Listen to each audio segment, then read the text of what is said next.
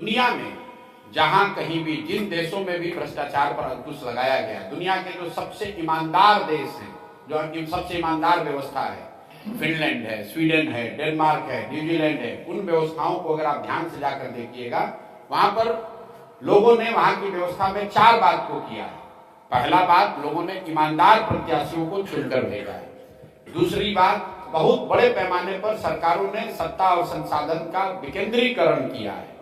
तो हम लोग यहाँ चाहते हैं, इसीलिए जन चुनाव का नारा है सही लोग, मजबूत आदमी नहीं, गलत आदमी नहीं, चाहे कमजोर व्यक्ति हो लेकिन ईमानदार हो, सही हो, उसको ही चुनाव में हम लोग उतारेंगे। दूसरी बात, अगर जन चुनाव की सरकार बनती है तो बड़े पैमाने पर सत्ता और संसाधन का विकेंद्रीकरण होगा। कम से कम 1/3 विकास की राशि पंचायती राज व्यवस्था के चुने हुए प्रतिनिधियों के जरिए खर्च की जाए। तीसरी बात, जन भागीदारी, जो भी योजना बनती है उसमें जनता को पता तो चले कि उनका अधिकार क्या है।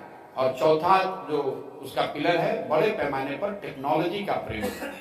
जैसे आप देखिए, सरकार यहाँ जबरदस्ती स्मार्ट मीटर लगा रही है बिजली का।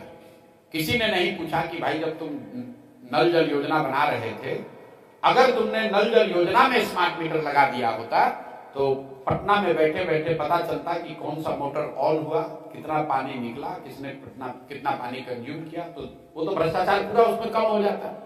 अभी सरकार को पता ही नहीं कि कितना नल जल योजना कब चल रही है कि नहीं चल रही है।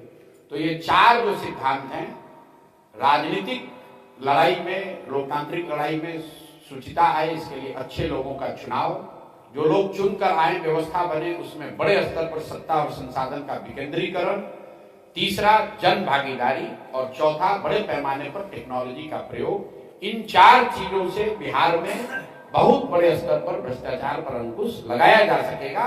इसलिए नहीं कि मैं कह रहा हूं, क्योंकि दुनिया में इस बात का प्रमाण है कि जिन देशों में भी, जिन राज्यों में भी भ्रष्टाचार पर अंकुश लगाया गया है, वो